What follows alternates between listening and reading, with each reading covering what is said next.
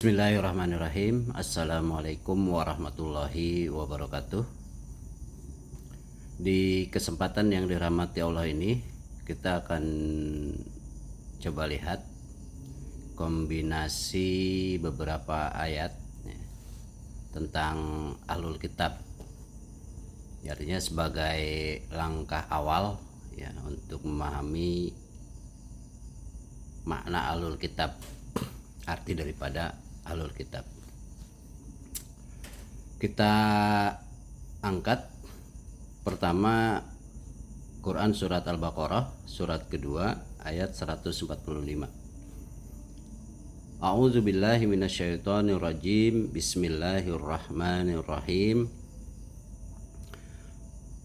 Wala in ataital ladzina utul kitaba bikulli ayatim ma tabi'u qiblataka wa ma anta bitabi'in qiblatahum wa ma ba'duhum bitabi'in qiblata ba'din wala in taba'ta ahwa'ahum min ba'di ma ja'aka minal ilmi innaka idzal laminaz zalimin.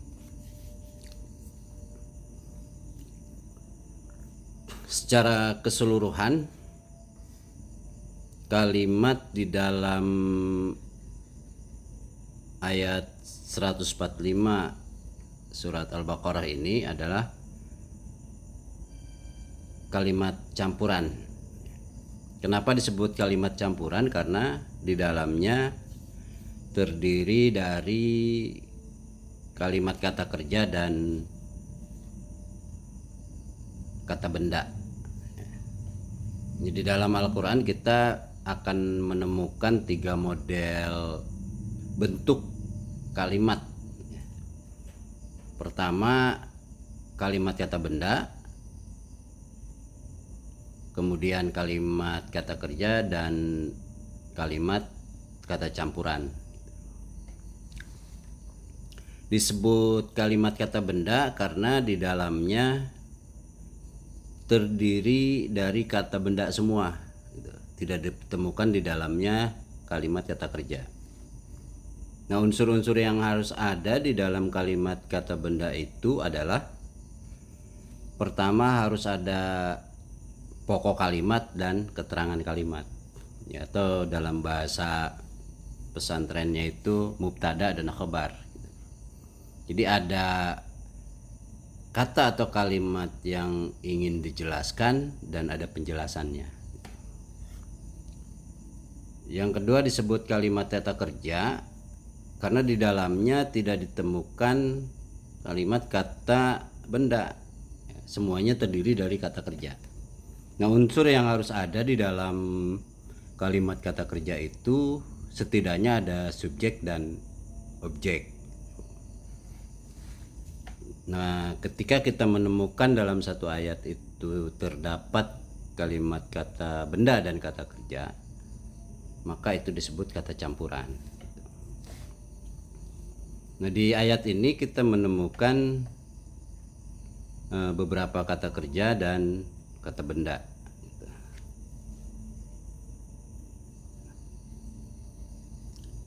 Kita langsung coba kita pahami di dalam ayat ini. Walain ataital ladzina utul kitaba, walain ataita, dan sungguh jika kamu telah datang, jika kamu mendatangi. Ini ataita di sini alifnya tidak panjang ya. Maka pola wajannya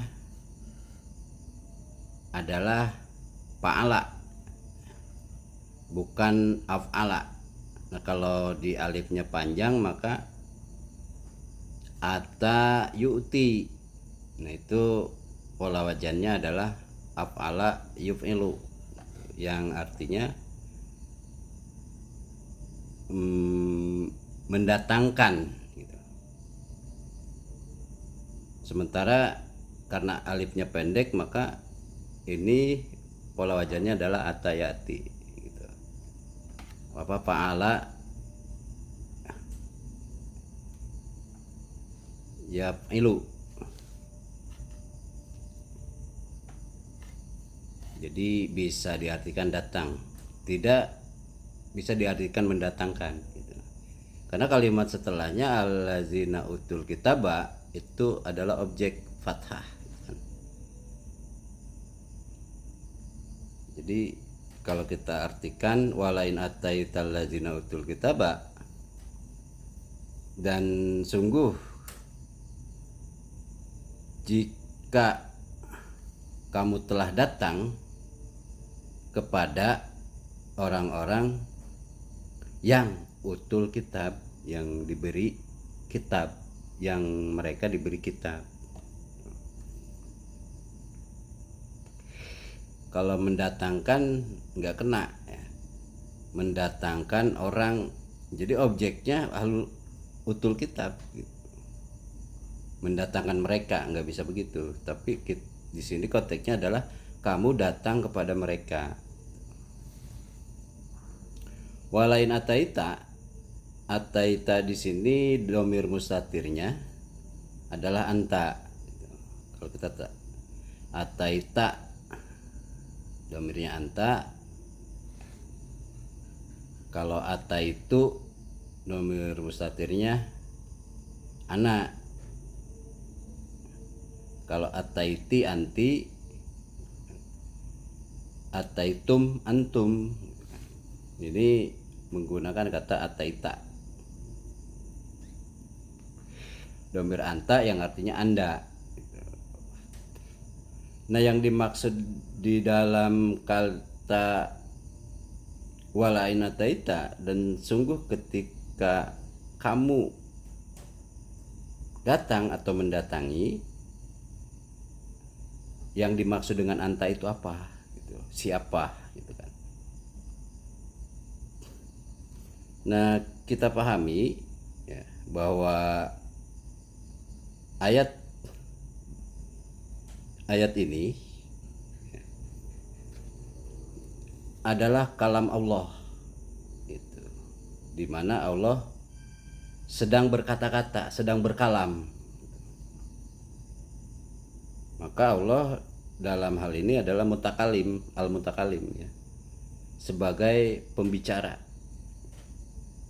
Sementara anda adalah mukhatab yang sedang diajak bicara oleh mutakalim, oleh Allah gitu. Jadi Allah sedang berbicara kepada anda gitu. Nah, anta di sini satu bisa kita maknai adalah manusia. Ini bisa dilihat di dalam Quran surat ke-42 ayat 51.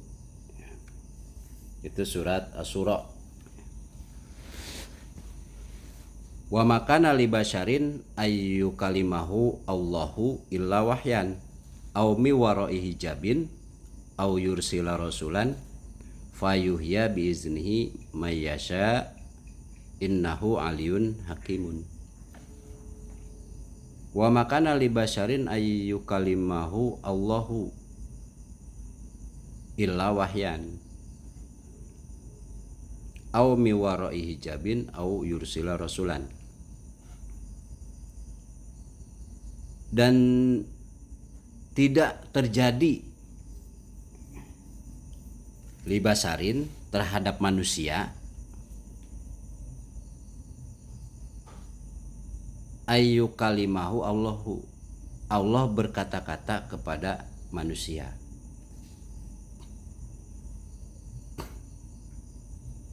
Au miwara'i hijabin, Allah berinteraksi dengan manusia dari balik tabir.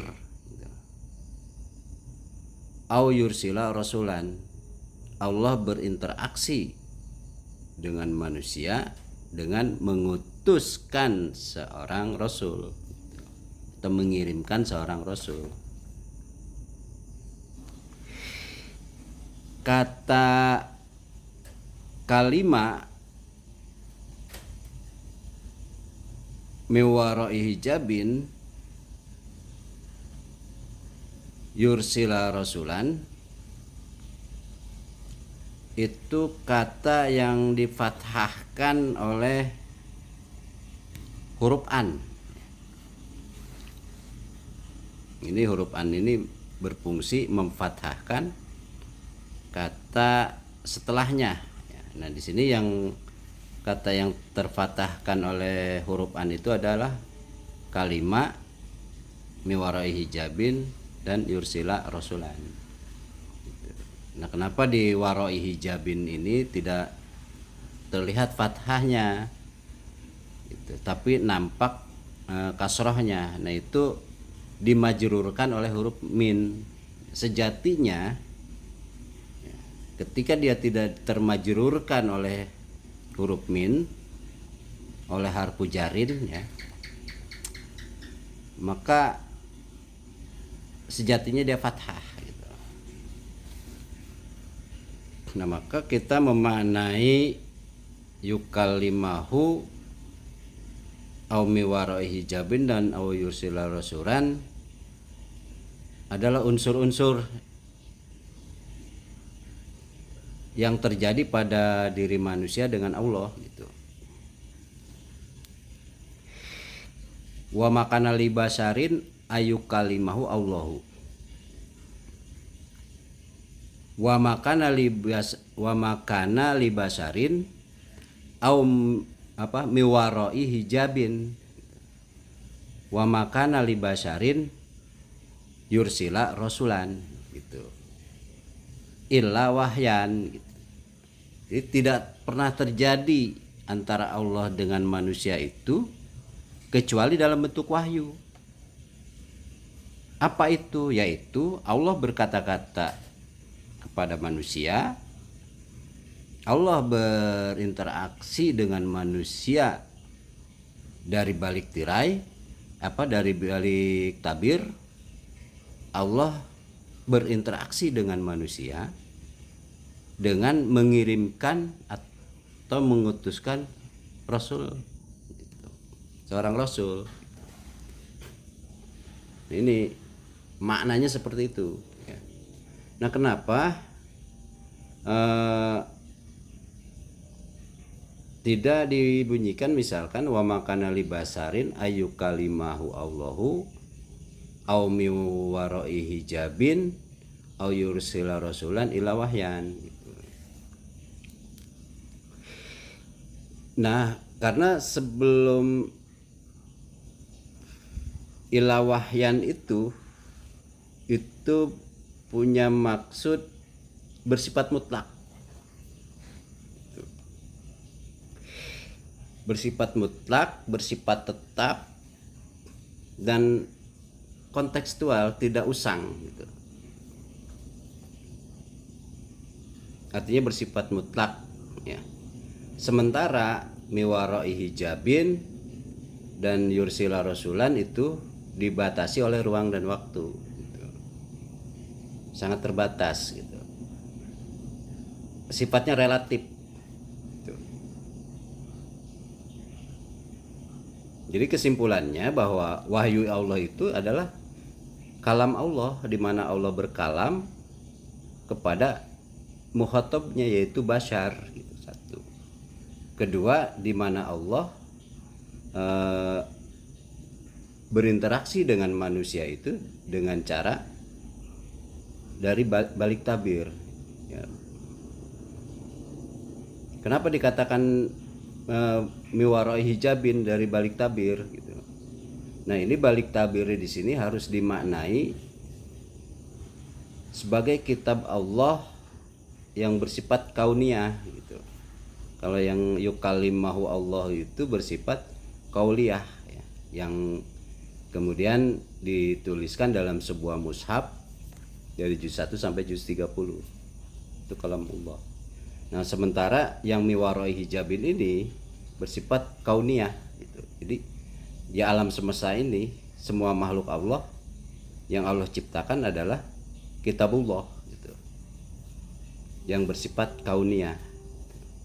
Sementara yang bersifat kauliyah adalah firman-firman Allah, perkataan-perkataan Allah gitu. Kauliyah ya. Nah, yursila rasulan. Jadi sini miwarai hijabin dan yursila rasulan itu sifatnya relatif, dibatasi oleh ruang dan waktu. Nabi dan Rasul ya, itu dibatasi oleh ruang dan waktu ya, dari Nabi Adam sampai Nabi Muhammad. Setelah Nabi Muhammad tidak ada lagi Nabi dan Rasul gitu. Dibatasi oleh ruang dan waktu. Miwarai hijabin, alam semesta ini juga dibatasi oleh ruang dan waktu gitu.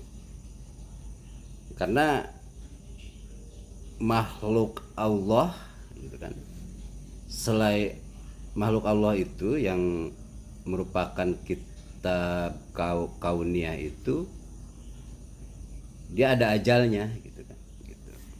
Ada waktunya gitu. Misalkan ada gunung itu bisa hancur gitu kan, ada yang lain bisa mati gitu. Nah, termasuk Nabi dan Rasul gitu, ada waktunya gitu, bisa wafat gitu kan. Nah, sementara kalam Allah itu tidak akan pernah usang gitu. Maka dia bersifat mutlak. Yang dua ini relatif gitu. Sangat kontekstual gitu. Sangat kontekstual dan bisa diambil secara maknawi gitu. Nah, misalkan ini semakna dengan kalimat atiullah wa atiur rasul wa ulil amri minkum gitu. Di atiullah wa atiur rasul itu mutlak, taat Allah dan taat Rasul itu mutlak. Makanya dua-duanya menggunakan kata atiu, ada atiunya gitu. Atiullah wa atiur rasul. Ketika ulil amri itu tidak ada kata wa atiu ulil amri gitu. Nah, artinya ke ulil amri ini dia tetap harus ada, cuma dia relatif gitu. Ketika merujuk atau bersumberkan kepada Allah dan Rasulnya, maka wajib taat kepada ulil amri. Nah, ketika tidak merujuk kepada pemilik kekuasaan ya, ulil amri itu tidak merujuk kepada Allah dan Rasul, maka kemudian tidak berlaku untuk taat kepada ulil amri. Kewajiban untuk taat kepada ulil amri. Nah, sama di sini kalam Allah itu mutlak ya. Dia tidak bisa dirubah ya. Kebenarannya mutlak dan sangat relevan dengan situasi dan kondisi zaman dan menjawab kebutuhan manusia ya, dan memberikan alas untuk menjawab semua persoalan perkembangan kehidupan gitu. Maka kalamullah ini selalu relevan. Jadi wahyu Allah yang sifatnya mutlak itu kalamullah gitu. Yang bersifat miwarai hijabin dan yursila rasulan itu relatif gitu. Jadi relatif gitu. Sangat tergantung kepada memiliki harus dalam konteks yukalimahu gitu. Merujuk ke yukalimahu tidak gitu. Yursila rasulan merujuk ke yukalimahu tidak gitu. Bisa juga dimaknai seperti itu. Nah, di sini karena interaksi antara manusia dengan Allah itu tidak pernah terjadi dan tidak akan terjadi kecuali dalam bentuk wahyu. gitu, yaitu Allah berkalam dengan manusia gitu, dari balik tabir dan mengutus Rasul.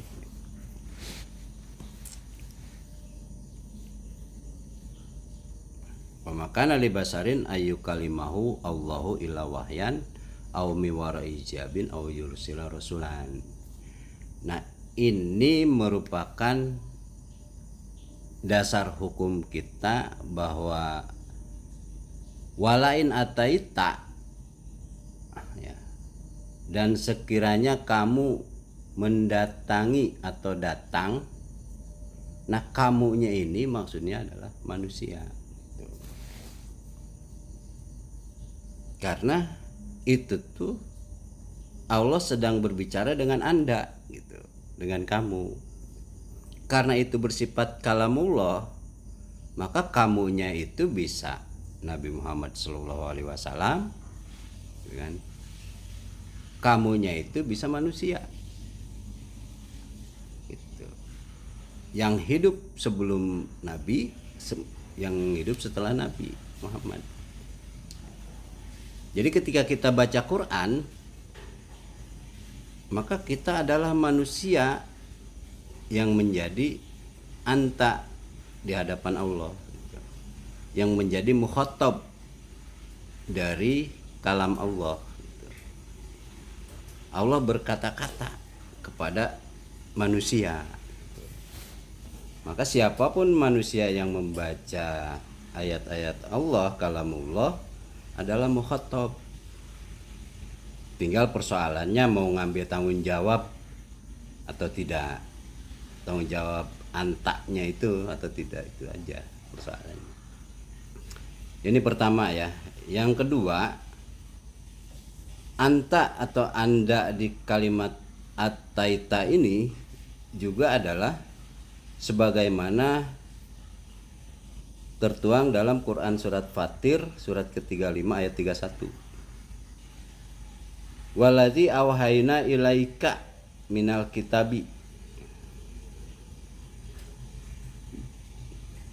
dan yang telah kami Allah mewahyukan, gitu kan, memberikan wahyu ilaika kepada kamu. Nah, di sini mengandung makna bahwa kamu di sini adalah kamu yang diberi wahyu, yang diberi amanah gitu, oleh Allah. Siapa dia? Bisa para nabi dan rasul ya, Muhammad sallallahu alaihi wasallam. Nah, kamunya juga bisa,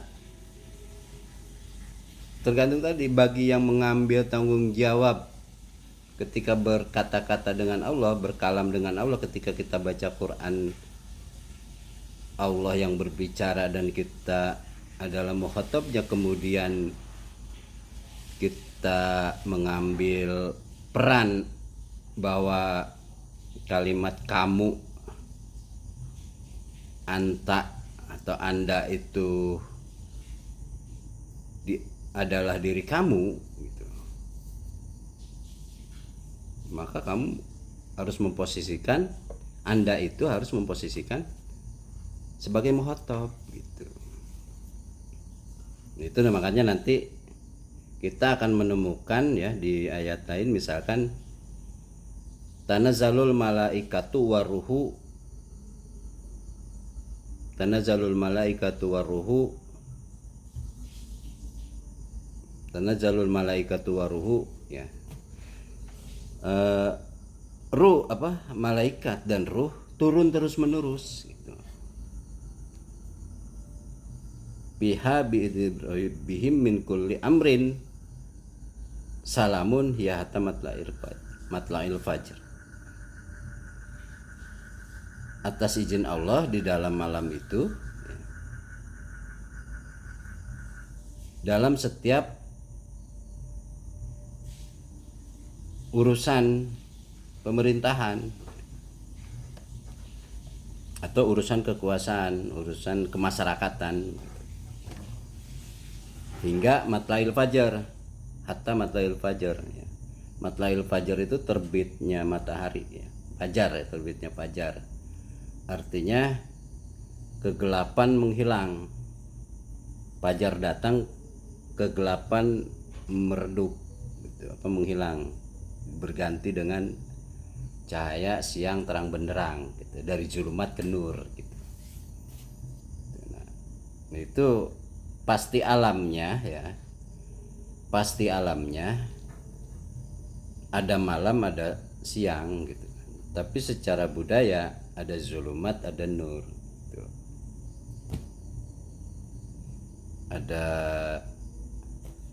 ada keburukan ada kebaikan.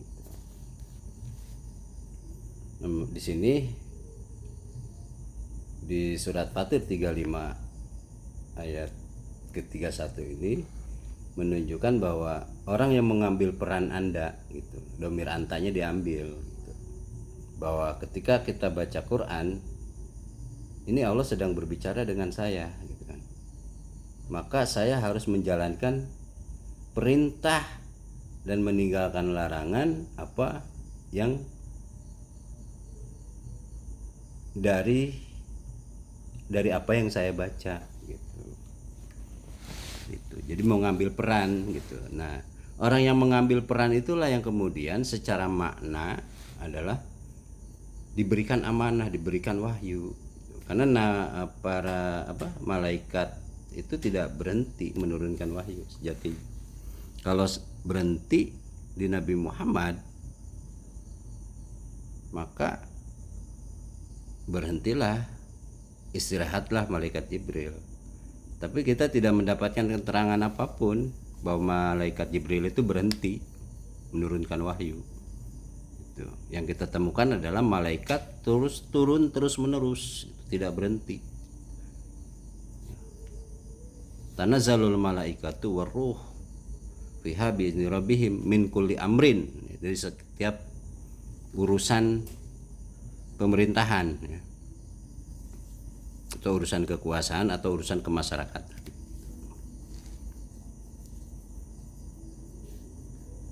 Fiha bi'izni rabbihim min kulli amrin salamun hiya tamatlail fajr. Ini ya, jadi pertama domir ataita ya dengan domir anta, Anda di sini adalah manusia. Kemudian yang diberi tanggung jawab atau mengambil peran dari tanggung jawab atau amanah dari apa yang dibacanya di dalam ayat Al-Quran. Nah, ini di ayat 32-nya menguatkan ya bahwa kitab yang diturunkan kepada Nabi Muhammad itu kemudian Allah sendirilah yang mewariskan kepada hamba-hambanya yang beliau pilih gitu. Jadi tidak berhenti gitu. Jadi sekalipun Nabi dan Rasul itu ditutup di Nabi Muhammad, tapi peran kenabian dan kerasulannya itu tidak pernah berhenti. Perannya tidak pernah berhenti. Ya, tapi bukan berarti yang mengambil peran ini adalah Nabi dan Rasul, tidak. Karena Nabi dan Rasul sudah ditutup di Nabi Muhammad SAW. Nah, ini bisa dilihat di Quran surat Fatir surat ke-35 ayat 32. Summa awrasnal kitab allazina astafaina min ibadina. Kemudian yang pertama tadi kan wallazi auhayna ilaika minal kitab. Allah mewahyukan kepadamu gitu kan, kepada Muhammad kitab.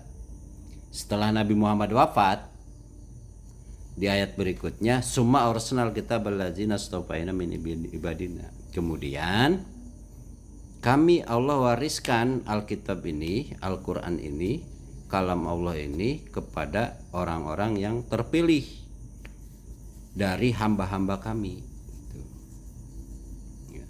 Orang-orang yang terpilih dari hamba-hamba Allah ini ya, atau mereka yang terpilih dari hamba-hamba Allah ini adalah makhluk Allah secara keseluruhan.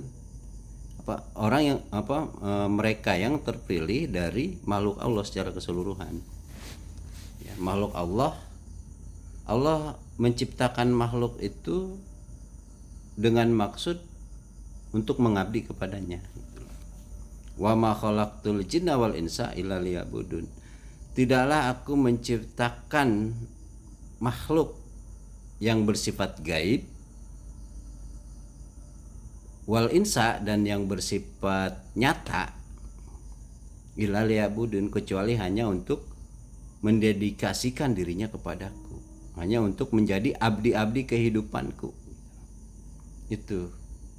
Nah, dari abdi-abdi kehidupan Allah yang disebut makhluk Allah, baik yang gaib dan yang nyata, Allah memilih dari yang nyata. Gitu. Yang gaib tidak terpilih. Yang dipilih oleh Allah itu adalah yang nyata. Gitu. Nah, yang nyata itu manusia dan alam semesta ya. Ada binatang, ada tumbuhan, gitu kan, ada gunung dan makhluk-makhluk nyata Allah yang lainnya. Nah, itu dari mereka terpilih manusia gitu. Jadi kitab Allah yang diturunkan kepada Nabi Muhammad setelah Nabi Muhammad wafat itu diwariskan kepada hamba-hamba Allah yang terpilih, yang telah Allah pilih. Siapa mereka? Gitu. Ya manusia. Maka minhum, dari manusia itu, dari hamba Allah yang Allah pilih itu, ada yang zolimun li nafsi. Faminhum zolimun li nafsi wa minhum muqtasidun wa minhum sabikun bil khairat biiznillah. Dzalika huwal fadlul kabir. Nah, dari hamba-hamba Allah yang telah Allah pilih itu, yaitu manusia, dari mereka ada yang zolimun li nafsi. Dari mereka juga ada yang muqtasidun, dari mereka juga ada yang sabikun bil khairat. Nah, siapa yang sabikun bil khairat? Nah, setelah Nabi wafat, gitu, yang sabikun bil khairat, yang terdepan dalam kebaikan, dalam fakta sejarahnya kita bisa lihat ya, buktinya dalam fakta sejarah adalah Abu Bakar, Umar, Utsman dan Ali serta para sahabatnya di masa itu yang mukmin gitu. Mereka lah orang-orang yang sabikun bil khairat, yang terdepan dalam al khairat gitu, yang menjaga warisan yang dibangun oleh Nabi Muhammad Shallallahu Alaihi Wasallam. Nah, setelah Abu Bakar, Umar, Utsman dan Ali, maka faminhum muqtasidun. Ada juga hamba Allah yang muqtasid, yang pertengahan gitu kan. Kalau Syekh Abdul Qadir Al-Jailani itu dalam kitab Sirrul Asrarnya ya, diungkap ya, dia menjelaskan muqtasidun itu adalah yang pada dirinya ada kebaikan dan ada juga keburukan. Pada dirinya tercampur antara kebaikan dan keburukan, antara hak dan batil itu menyatu dalam dirinya gitu. Nah, ini dalam fakta sejarah kita bisa lihat bangsa Muawiyah, Abbasiyah dan Utsmaniyah. Fakta sejarahnya mereka secara formal masih menggunakan warisan yang dibangun oleh Nabi Muhammad SAW.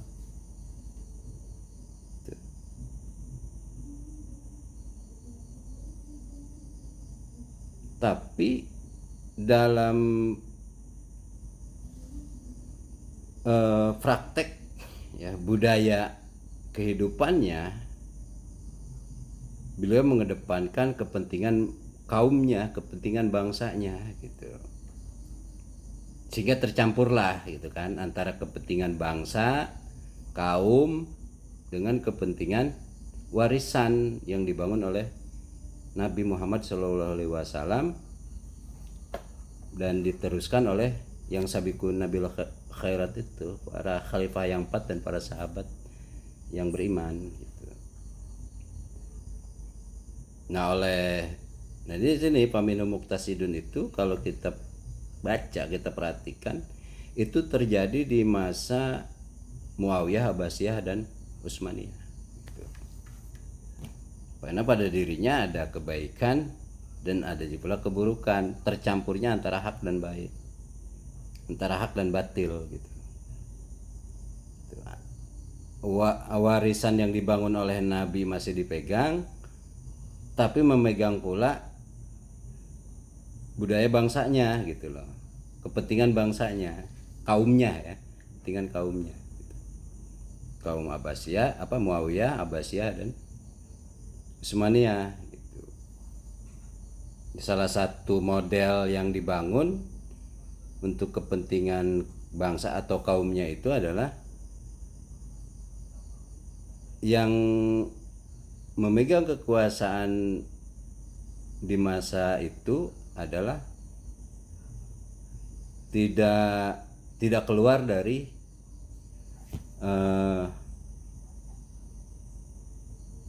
bani,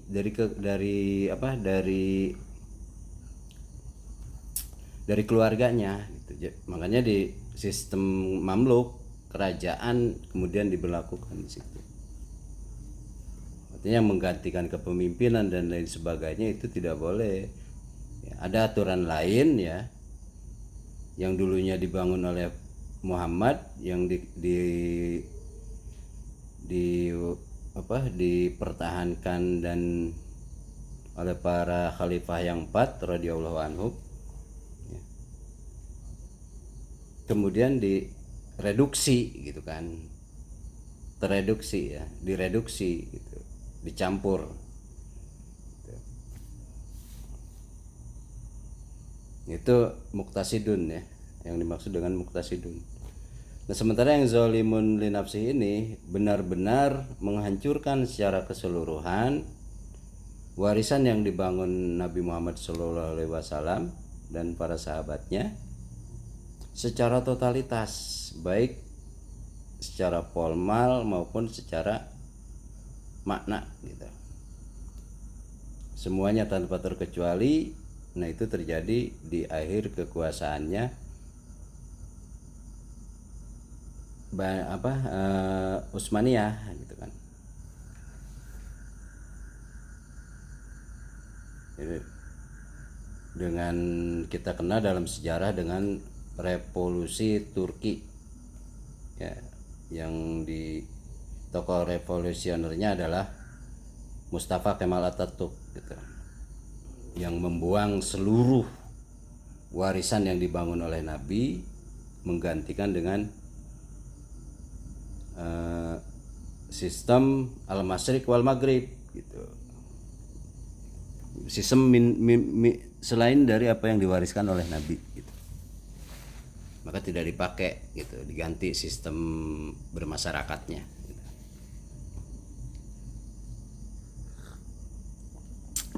Nah terlepas dari itu semua, di ayat ini mengandung makna bahwa kemudian yang harus jadi mukhatab dalam setiap ayat-ayat Al-Quran itu adalah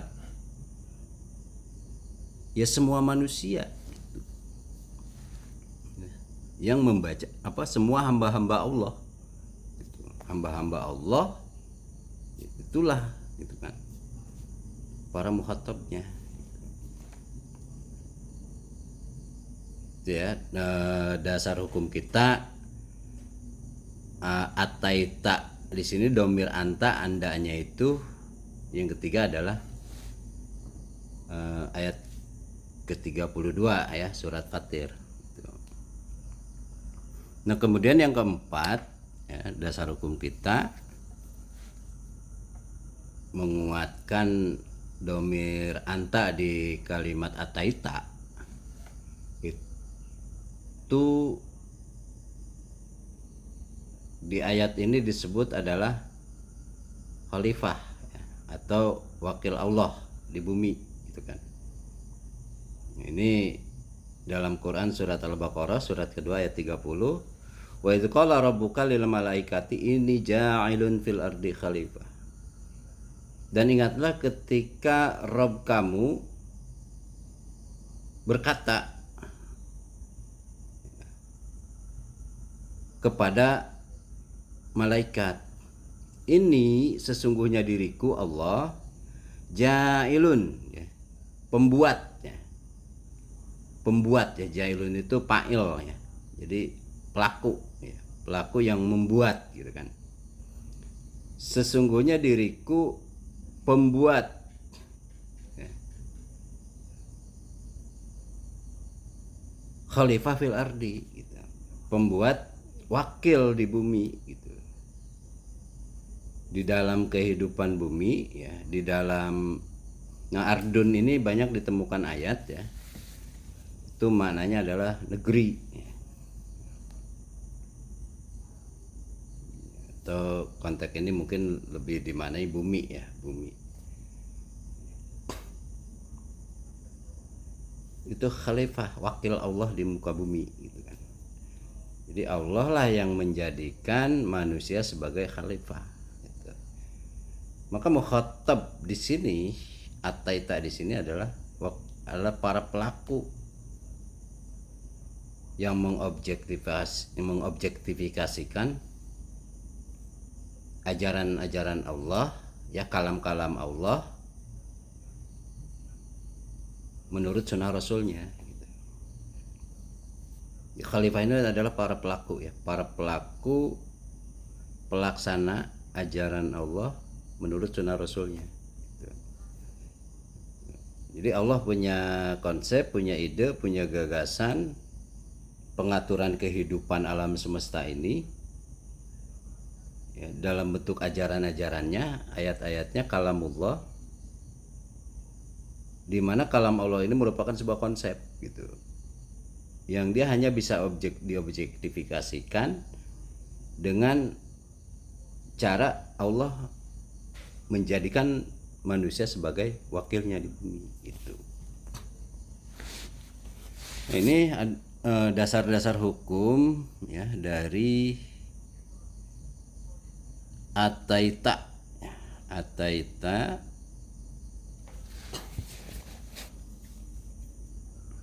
anta di sini maksudnya adalah manusia, orang yang mendapatkan wahyu, kemudian hamba Allah yang diberikan warisan Alkitab ya, yang dulu diwahyukan ke Nabi Muhammad, dan khalifah gitu.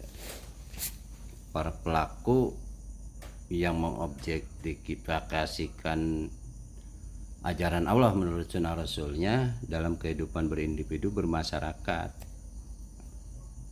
dan bermasyarakat ya. Seperti itu ya. Nah, walain ataita, dan sungguh ketika kamu datang atau mendatangi alladzina utul kitaba.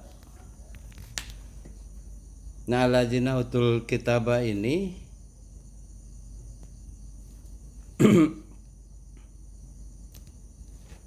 dijelaskan di dalam Quran surat Al-Imran ayat ke-78. A'udzubillahi minasyaitonirrajim. Bismillahirrahmanirrahim. Wa inna minhum la fariqan yalwuna alsinatahum bil kitabi litahsabuhu minal kitab wa ma huwa minal kitab wa yaquluna huwa min indillah wa ma huwa min indillah wa yaquluna alallahi al-kadziba wa hum ya'lamun. Jadi alladzina utul kitab itu dijelaskan di dalam surat Ali Imran ya, surat ketiga ayat 78. Siapa alladzina utul kitab itu? Yaitu, dan sungguh dari mereka lafarikon, benar-benar ada satu golongan gitu kan. Satu firqah ya, satu golongan yalwuna alsinatahum, yang memutarbalikan lidah mereka gitu kan, yang mereka bersilat lidah gitu, mempermainkan perkataan. Bil kitab, ya, dengan kitab gitu. Jadi ada segolongan dari mereka yang bersilat lidah dengan kitab. Gunanya untuk apa mereka bersilat lidah dalam hal kitab, dalam hal ilmu Allah gitu kan. Yaitu gunanya adalah litahsabuhu minal kitab, agar kalian gitu. Agar kalian wahai manusia atau orang-orang mukmin mungkin ya, mengira gitu kan. Mengira bahwa gitu kan, bahwa dia yang hasil yalwuna alisinata minal kitab itu adalah minal kitab, itu dari Quran gitu. Agar kamu sekalian mengira apa yang kami bersilat lidah tentang kitab, tentang Al-Quran ini, bahwa ini dari kitab atau dari Al-Quran. Itu maksud dari mereka. Jadi pertama di sini dijelaskan bahwa alladzina utul kitab itu adalah firqah atau golongan yang bersilat lidah dengan kitabullah, agar kalian dengan silat lidah mereka ya, mengira bahwa itu semua dari kitabullah, dari ajaran Allah. Wa ma huwa minal kitab, padahal dia itu bukanlah dari kitabullah. Wa yaquluna huwa min indillah, dan mereka ya, firqah tersebut mengatakan bahwa dia itu dari kitab, min indillah, dari Allah gitu. Apa yang mereka katakan itu ini dari Allah, padahal itu bukan dari Allah ya, tepatnya dari ajaran Allah ya. Mereka mengatakan ini sesuai dengan ajaran Allah, padahal itu tidak sesuai dengan ajaran Allah begitu. Lebih ketemu lah maknanya ya.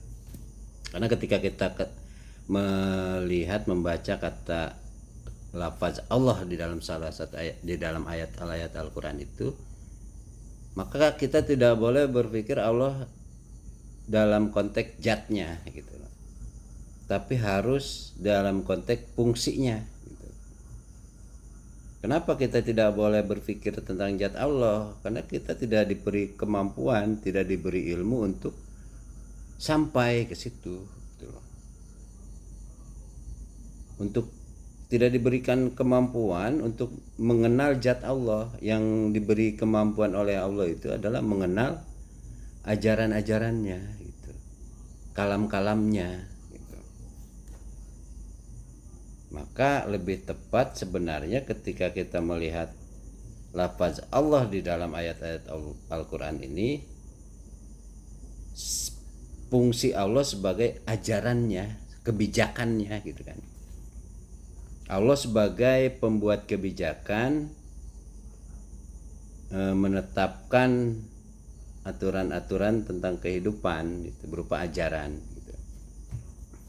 Itu ya. Jadi Allah itu harus dimaknai secara fungsi. Nah, mereka mengatakan bahwa ini dari ajaran Allah, padahal itu bukan dari ajaran Allah. Wa yaquluna 'alallahi al-kadziba wa hum ya'lamun. Dan mereka mengatakan atau menyatakan terhadap ajaran Allah menurut sunnah Rasulnya itu kebohongan atau dusta. Padahal mereka mengetahui, mereka berilmu gitu kan. Ya bisa ditarik ya penjelasan tentang utul kitab di ayat ini, bahwa pertama mereka bersilat lidah dengan kitab ya, yang gunanya agar kalian menganggap itu dari kitab, dari kitabullah, dari ajaran Allah ya. Padahal itu bukan dari ajaran Allah. Mereka mengatakan ini dari ajaran Allah, padahal dia bukan dari ajaran Allah. Mereka mengatakan bahwa terhadap ajaran Allah itu al-kadziba wa hum ya'lamun, mereka berilmu, mengetahui. Jadi ahlul kitab itu bersilat lidah ya, untuk mengira apa yang di konsep-konsep kehidupan yang mereka buat dan lain sebagainya itu dari Allah. Itu kan. Gunanya untuk itu mereka bersilat lidah gitu. Dan mereka menyatakan ini dari Allah padahal bukan dari Allah, dan itu sebuah kebohongan terhadap ajaran Allah itu. Mereka mengatakan terhadap ajaran Allah kebohongan, padahal mereka mengetahui, mereka berilmu. Ya, di ayat lain kita bisa temukan ya, ada banyak ayat menjelaskan tentang utul kitab gitu. Seperti misalkan di dalam surat An-Nisa ya, ayat keempat surat keempat ayat ke-46, minal ladzina hadu yuharrifunal kalima an mawadihi, ya. Dan dari orang-orang Yahudi itu yuharrifunal kalima, mereka mengutak-atik kalam Allah, an mawadihi, dari kedudukan yang sebenarnya. Jadi kalam Allah ini, Al-Quran ini, ajaran Allah ini diutak-atik gitu, dari kedudukan makna yang sebenarnya. Ya, Yahudi atau utul kitab di sini karena Allah menjaga Allah sendiri yang menjaga kalam Allah ini, mereka tidak mampu mengutak-atik dalam pengertian merubah teks gitu. Tapi secara makna mereka memiliki kemampuan untuk merubah itu, ngebangun paradigma gitu. Sehingga kalamullah ini dipahami ya, tidak sesuai maksud kalam Allah itu sendiri gitu, tidak sesuai kedudukan daripada kalam Allah itu sendiri. Ya misalkan satu narasi yang menyatakan bahwa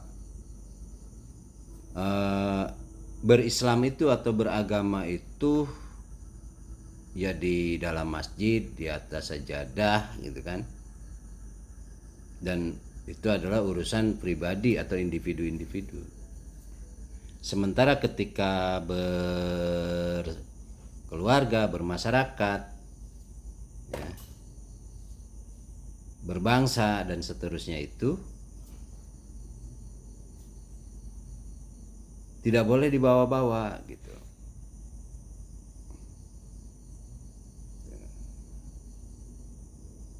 Nah, inilah yang kemudian kita kenal dengan paham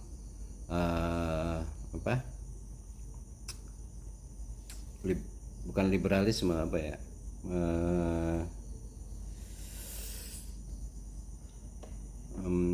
sekuler ya, sekulerisme gitu. Paham sekulerisme memisahkan antara urusan akhirat dengan urusan dunia, urusan agama itu individu, kalau sosial kemasyarakatan itu bukan urusan agama gitu kan gitu.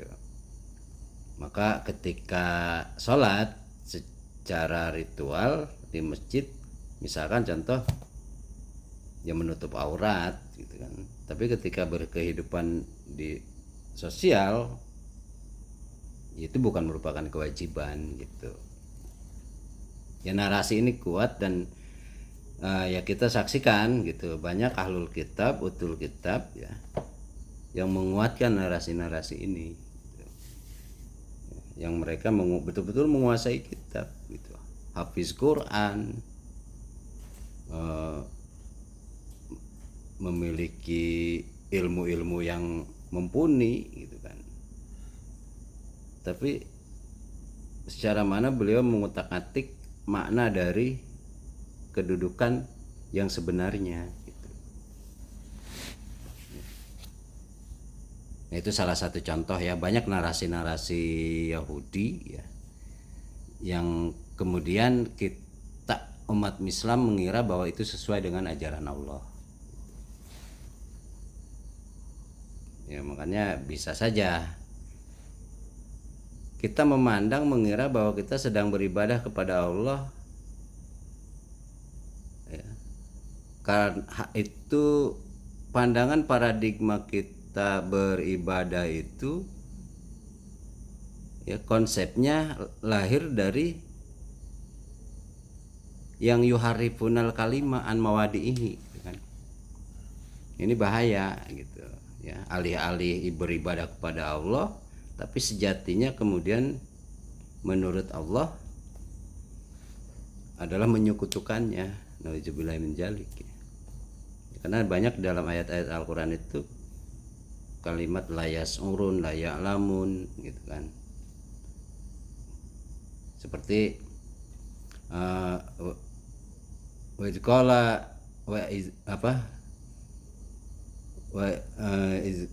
wa qila lahum la tufsidu fil ardi qalu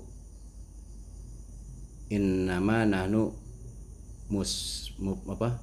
muslihun gitu kan gitu.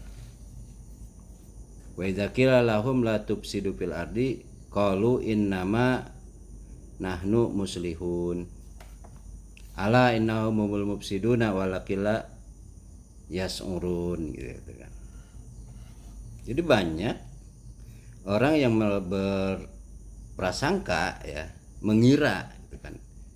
Nah, prasangka perkiraan mereka itu emang akibat dari pekerjaannya ahlul kitab yang yuharipunal kitab an mawadihi, sehingga berpandangan mengira bahwa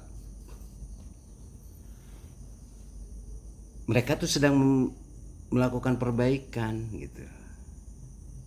Tapi ternyata bagi Allah, ala innahum humul mufsiduna walakin la yasurun, tidak merasa.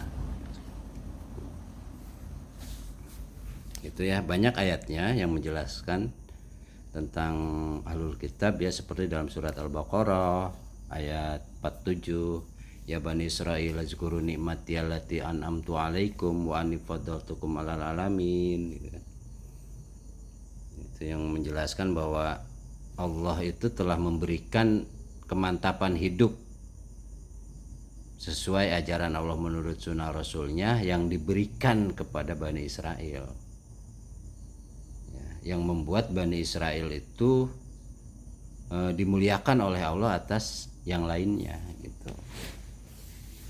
Nah, makanya di sini Bani Israel diperintahkan oleh Allah untuk ingat, sadar gitu, ya ya Bani Israel, ya Bani Israil azkuru gitu kan. Wahai Bani Israel, ingatlah, sadarilah, pahamilah akan nikmat yang telah aku berikan kepadamu berupa kemantapan hidup ajaran Allah menurut sunnah Rasulnya gitu kan.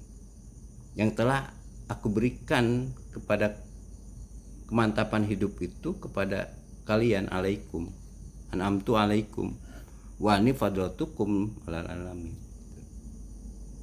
Ini kita bisa lihatlah di banyak ayat nanti ketemu, ya, bagaimana cerita Bani Israel, ya.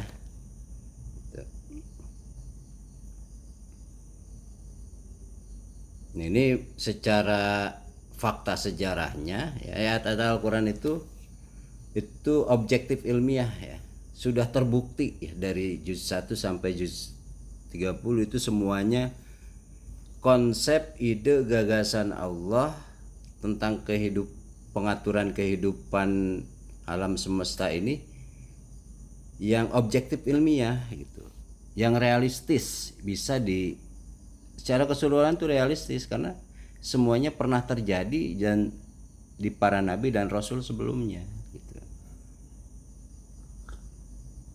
Itu pernah terjadi. Tidak ada satu ayat pun yang tidak pernah terrealisasikan. Itu fakta ilmiahnya terjadi gitu kan. Maka ayat-ayat Allah itu sangat realistis dan sebenarnya dibutuhkan oleh umat manusia.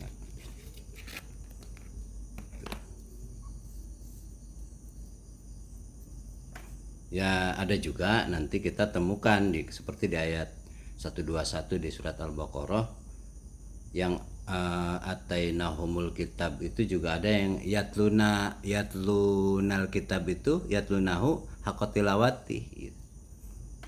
Membacanya dengan sebenar-benarnya membaca sesuai kedudukannya, sesuai dari maksud kitab itu ya dibaca, dipahami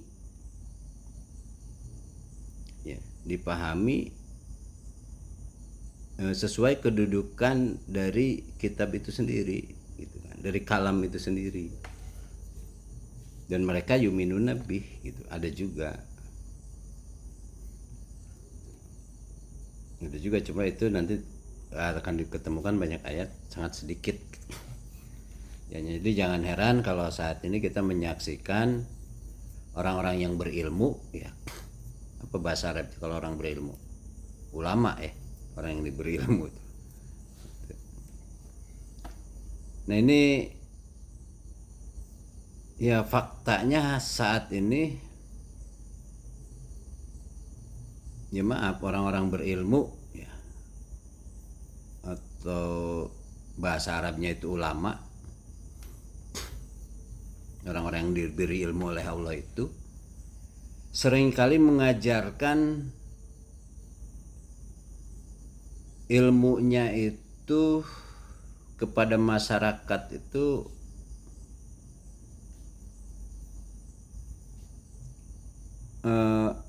ajarannya gitu kan, mengajarkan ajarannya, mengajarkan pemahamannya gitu kan, mengajarkan subjektivitasnya, perspektifnya gitu kan. Jarang sekali orang-orang berilmu itu mengajak gitulah, mengajak untuk belajar Al-Quran gitu, tapi lebih mengajak kepada pemahamannya terhadap Al-Quran. Nah itu berbeda, makanya yang didakwahkan itu ajarannya gitu, ajaran yang dipahaminya. Makanya sangat wajar kemudian banyak isme ya, banyak paham gitu, banyak mazhab, banyak firqah gitu, karena yang didakwahkannya ya firqah-firqahnya itu gitu. Ya misalkan dalam konteks global ya, yang diajarkan oleh Syiah ya ajaran Syiahnya, yang diajarkan oleh Sunni adalah ajaran Sunninya gitu. Tidak, coba hampir kita susah menemukan orang yang berilmu, bahasa Arabnya ulama ini, mengajarkan sumber asli gitu, ke sumber aslinya gitu, yaitu Al-Quran dan menurut sunnah Rasulnya gitu. Ya, bahkan narasi Yahudi kemudian kuat ya, hampir ada sebagian atau kebanyakan mungkin orang tuh tak ditakut-takuti untuk mempelajari Al-Quran, karena ada dogma yang menyatakan bahwa jangankan salah, benar aja berdosa gitu. Kalau kita coba memahami sumber asli yaitu Al-Quran itu, ketika kita tapi harus diarahkan kepada harus bagaimana belajar apa yang ditulis oleh orang-orang yang berilmu, bukan belajar apa yang Allah sendiri berkalam gitu. Ya. Nah, ini persoalan sebenarnya, makanya sekarang yang gemuk, yang besar itulah pengikut ajaran A, pengikut ajaran B, pengikut ajaran C, pengikut ajaran D gitu kan. Paham A, paham B, paham D, firqah A, firqah B, itu pengikut itu semua gitu kan. Gitu. Maka perpecahan umat ini tidak akan pernah, ya kalau begitu terus nggak bakal pernah gitu kan, nggak pernah bisa bersatu. Nah, tidak ada cara lain untuk menyatukan umat Islam ini adalah kembali ke sumber aslinya gitu. ini yang dimaksud utul kitab ya. Kita terjebak dengan perilaku orang-orang yang berilmu, dalam bahasa Arabnya ulama itu yang yuharifuna an mawadihi gitu. Maka allazina utul kitab itu adalah mereka yang diberi ilmu ya, dan hikmah ya. Yang diberi Alkitab, ilmu dan hikmah ya. Sunnah ya, hikmah itu sunnah atau nubuah gitu kan, dan mulkan azima, kekuasaan yang besar gitu. Jadi salah satu definisi yang kita temukan kemudian, yang mereka yang diberi Alkitab itu adalah mereka yang diberi ilmu gitu, dan hikmah dan mulkan azima atau dalam pengertian lain ahli dalam Al-Quran, ahli betul, memahami betul Al-Quran, atau orang yang hidup berdasarkan kitab suci gitu. Ini konteksnya orang yang hidup berdasarkan kitab suci itu merujuk ke Nabi Ibrahim gitu kan, dan para pengikutnya yang setia, yang ajaran-ajarannya itu tidak tereduksi gitu. Tidak tereduksi oleh anggapan-anggapan hasil dari yuharifuna gitu, ahlul kitab yang yuharifuna an mawadihi. Baik ya, kita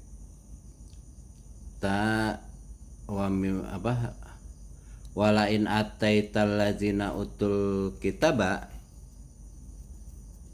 dan sungguh sekiranya Anda, siapapun yang membaca ayat ini